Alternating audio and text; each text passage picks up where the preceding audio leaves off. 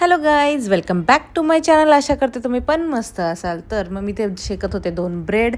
Actually मला बनवायचं होतं ब्रेड ऑमलेट. मग मी विचार केला ब्रेड ऑमलेट बनवूया. माझ्या मुलाला लागली होती भूक, संध्याकाळची भूक होती ही छोटी मोठीशी. तर मग मी इथे ऑमलेट करून टाकलं. दोन अंड्याचं मी ऑमलेट बनवलं आहे. ॲक्च्युली कांदा, सॉरी फॉर नॉईज, माझ्या इकडे काम चालू आहे ॲक्च्युली.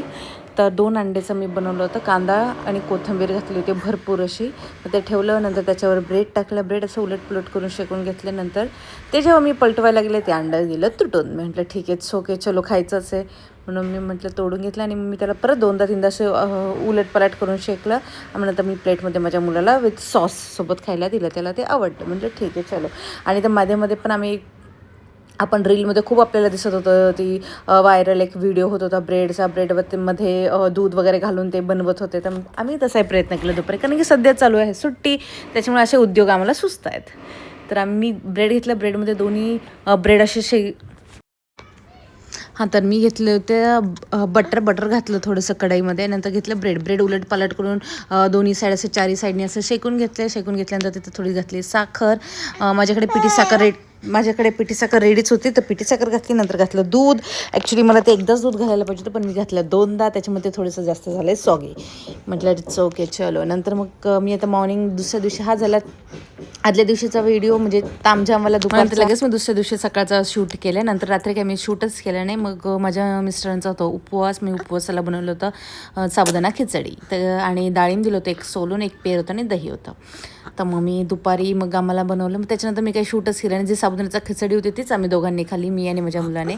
आणि लहानाला दिलं होतं पेरचा असा थोडासा बॉईल वगैरे करून.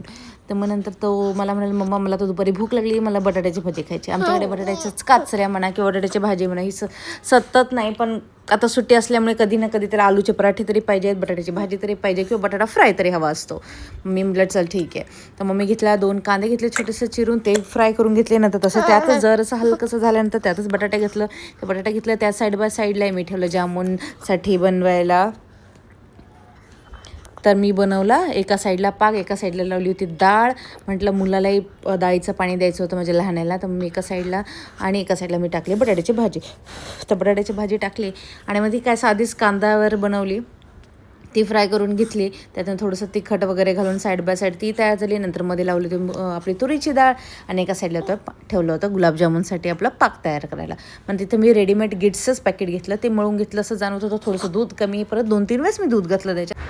असं जाणवत होतं की थोडं सॉफ्ट झालेलं. आणि एकदम सॉफ्ट झालेलं कसं गोळे करायला किंवा गोल करायला किंवा लांब करा जसंही आपल्याला जसं पाहिजे असं गुलाबजामुन तसं करायला होत नाही, प्रॉपर होतच नव्हते. मग मी हातावर थोडंसं मळून घेतलं. मला जाणवलं की परत थोडंसं आपल्याला तूप घालावं लागेल आणि नंतर थोडंसं घालावं लागेल दूध. तर मग मी थोडंसं दूध घालून मी परत एकदा ते मळून घेतलं आणि रेडी केलं. एका साईडला इथे बटाट्याची भाजी रेडी होत होती. त्यानंतर मी तिखट मसाला वगैरे आपला रेग्युलर मसाला, अर्धा चमचा तिखट मसाला, अर्धा चमचा घरगुती मसाला घालून घेतला आणि थोडंसं मीठ घातलं. आणि मग याच्यात एका साईडला करून घेतली फ्राय.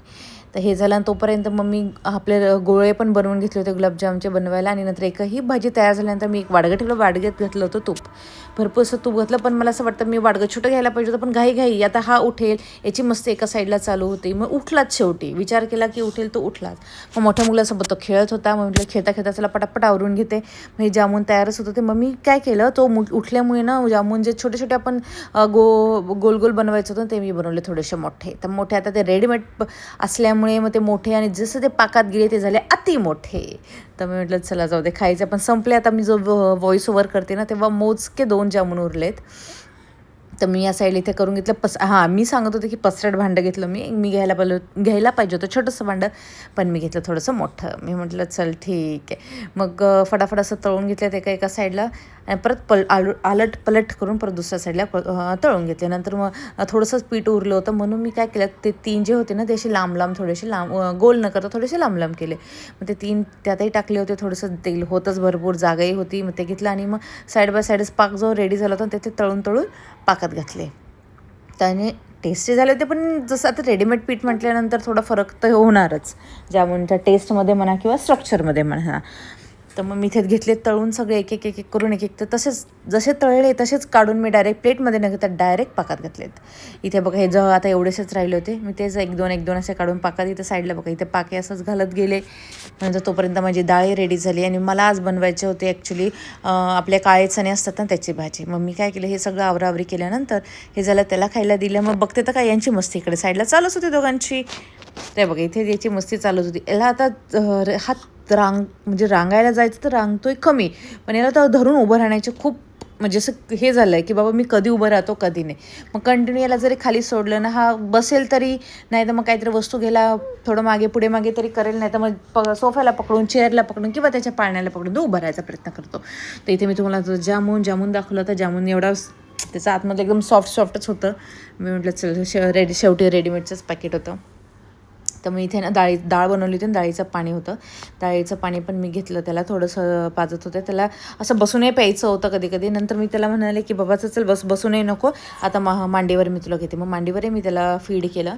ॲक्च्युली फक्त डाळीचं पाणी होतं, दुपारी मी फक्त डाळीचं पाणी दिलं होतं. आता म्हटलं संध्याकाळी थोडंसं ॲपल वगैरे असं काहीतरी देईल.